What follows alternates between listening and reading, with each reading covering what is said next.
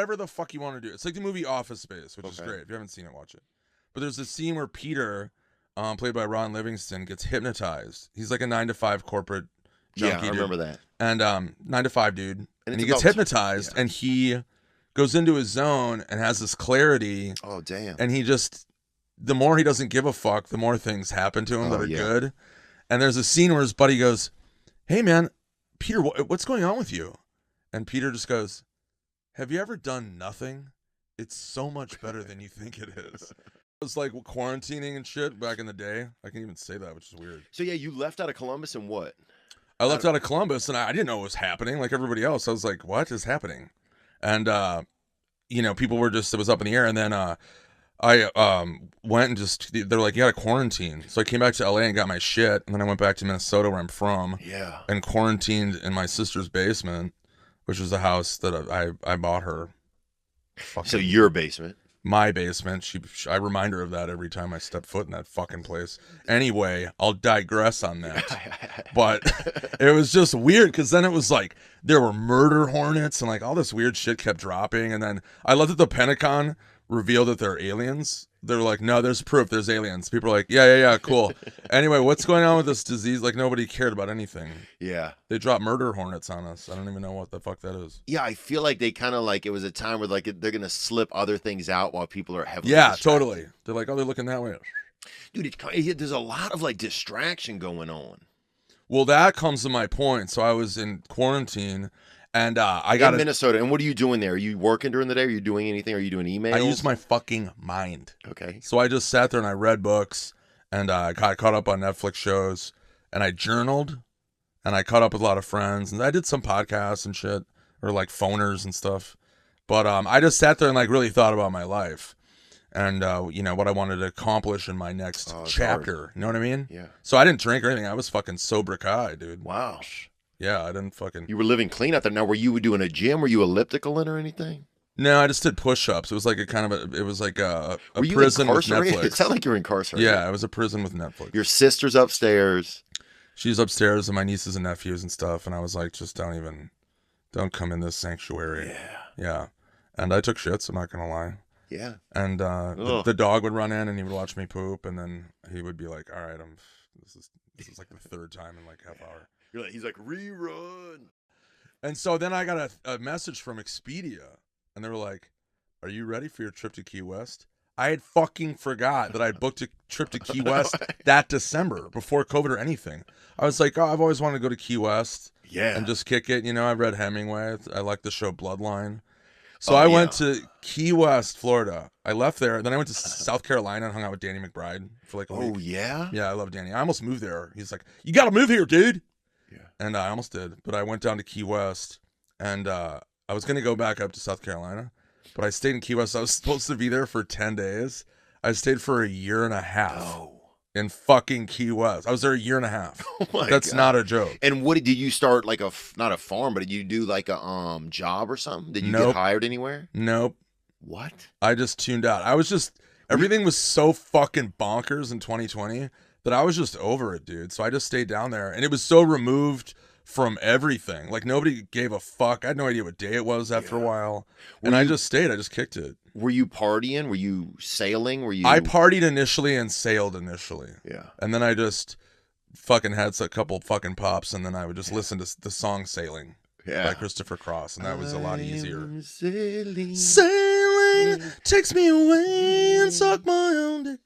But no, but it was awesome though. Like, nobody was on Twitter. Nobody was like, everybody was just like island life, and I just fell in love with it. And was it like, were you doing any employment at all, or you just? No, I didn't do shit. I did nothing. Did you try to get a job? Did you fill out any applications? I was just over it. I thought about some shit, and I was like planning on coming home. Like what, like real estate, or what were you considering? No, I was gonna like shave my pubes and just make dream catchers or some shit. Like, that's what Key West is like. Like, after a year, I didn't. A lot of tourists. It's a big tourist spot, you know. Right. So it's a lot of people driving from Florida. And there's a lot of fishing. There's a lot of fishing, and there's a lot of like snowbirds. But it's funny because when I landed, my buddy picked me up, and he goes, "Welcome to the island of misfit toys." And I go, "What does that mean?" He goes, "You'll see." And I didn't know what that meant. And then after a little bit, I was like, oh, yeah. Like, everybody's just going rogue, dude.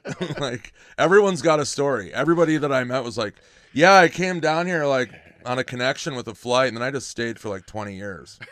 Like, it's just the best, like, relief. Yeah, I was on the airline. They lost my family. Like, the airline lost your family?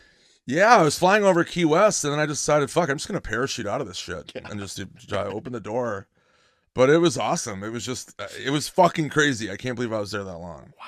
It was so fun. And I is- met the coolest people. All the locals are great. Really? Yeah. Now, is there a lot of, because you seem like a kind of place where people are sneaking out, they're getting, like, a lot of times you see on American Greed, the guy ends up down in Key West. Is there, like, a lot of hidden, like, people that could have been doing murders or anything like that down there? I feel like it's a lot of, like, kind of like, you'll never catch me type of people. I mean, you know, I wasn't like a part of that scene, but I mean, it exists. It's like the show Bloodline. Have you seen that? I saw half dude, the first episode. The first season is fucking dope. It is? But it's a lot of hiding bodies. I didn't see that. I mean, I hid a lot of big garbage bags that were really heavy, but I didn't look inside. Yeah. So it could have been, I'm just going to say it was a bunch of iguanas. That's how I'm going to visualize it. It was great, man. And then I came back. It like kind of changed my whole view of everything. So I came back briefly to Los Angeles for a couple weeks to shoot a commercial, and just makes it little. For what is it for? Boston Market? It was for Wendy's. Yeah, it was like just only online. I love and then I went back to my place in LA, and I got a condo. It's nice, you know, it's chill. And I looked at all my stuff. And I'm like, why do I have all this stuff? I don't need this shit. And I fucking got rid of like so much of my clothes, my shoes. I got rid of I had a Rolex, I had a diamond chain. I got rid of all of it. Damn. All of it. And I was just like, I don't need it. And that's what was cool about Key West is like, I was there for that long and I had maybe 8 shirts, 2 pairs of shorts, flip-flops, and a pair of shoes. Damn. And I was happy as fuck, dude. I was like, I don't need all this shit. You know what I mean? It was really cool. And it really like made me realize how much, when you just have so much shit. I got rid of my car 5 years ago. Yeah. And like the more stuff you have, I mean, I live in a neighborhood where I can walk everywhere, but you know, I just got rid of shit. And it was just, I donated it. You know what I mean? And it felt cathartic, you're saying? It was cathartic. And it's like, if you're out there and you're listening, like just look around where you live and just house. Go like, do I need this? Need this? There was so much you have a backup shit. Blender. You don't need that. Yeah, you don't need a fucking fourth fax machine. Yeah, you have 40 bath towels. Yeah, yeah, no, it's too much. You have one body. Yeah, you have one body. Yeah. And I mean, people in Key West would be like, oh, yeah, dude, you're still here. That's dope. And I go, yeah. And they're like, dude, do you need another shirt? And I'm like, yeah. And they're like, all right. And we would like barter.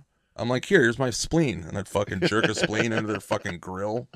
But, yeah, it was just. Were you really humming batch down there? Is it the kind of place where you're jerking off, or you save that more for the mainland? What's going on down there? Be honest with me. With what? Because if I get to island, if I go out to an island, dude, I feel like the first thing I want to do when I get there is spray out. You know, just unleash the seed, just bust 100, son. Yeah, I mean, it's like it's almost like it's like your own little Christopher Columbus. It's your own little whatever that place is called, Chesapeake or whatever. Where'd they land at? Plymouth Rock. Plymouth Rock, dude. Yeah. No, I mean, it was. I played with my jennies a couple times. I pretended like my balls were like an island, and then my dick was like a palm tree. So I'd just squeeze it and then make the tree unleash a fucking blizzard. But yeah, I know. I fucking touched my jans. Was it It was just whatever the fuck you want to do. It's like the movie Office Space, which is great. If you haven't seen it, watch it. But there's a scene where Peter, played by Ron Livingston, gets hypnotized. He's like a 9-to-5 corporate junkie. Yeah, I remember that. And 9-to-5 dude, and he gets hypnotized, and he goes into his zone and has this clarity. Oh damn! And he just, the more he doesn't give a fuck, the more things happen to him that are good. And there's a scene where his buddy goes, "Hey man, Peter, what's going on with you?" And Peter just goes, "Have you ever done nothing? It's so much better than you think it is." And that's kind of how I was, because I was, I started comedy when I was 19, and I was immediately on TV and toured my whole life.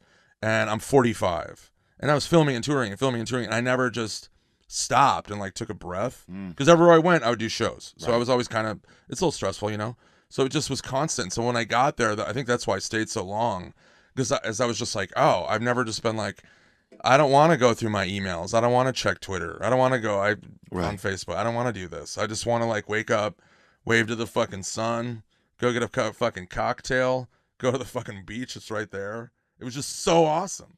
And the people were so great. So many cool people. People struggle. People struggle. What brought you back? Is there now that you're back in Los Angeles and in mainland America? Do you feel like there's anything that like was there stuff that you missed? Do you feel like you want to do more work? Do you feel like you want to go back there? Like, what do you kind of feel now? I wanted to retire. I wasn't planning on coming home. Really? And then every day I would meet fans and take photos. And they're all like, what are you working on next? When's your next stand-up special? When are you touring again? Because all my tour dates got canceled because of COVID. And I realized, then I would go like, I think I'm going to retire. And then people, the look on their face would be like, what? I'm like, yeah, I don't know. I think I might just live here. And they're like, you can't do that. And then, like a lot of my friends and people were like, dude, you can't, you're fucking 44 at the time. You can't just cash in now. And they were like, you gotta like keep going. And then I talked to my agents and shit, and they were like, yeah, where have you been? Yeah. And I like, they could hear parrots in the background, and I'm eating a tarantula. I don't even know what is going on.